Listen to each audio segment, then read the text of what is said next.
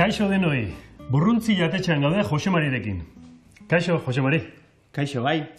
Ze errezeta prestatu diguzu? Gaur kokotxak prestatu ditugu, saltza berdean. Sekulako itxura dute, Eskerrik asko. Zein da errezeta honen sekretua?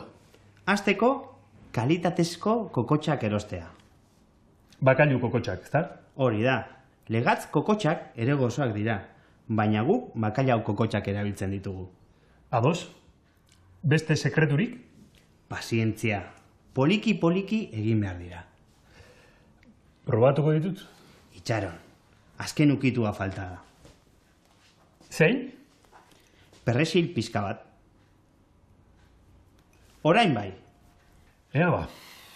Hartu?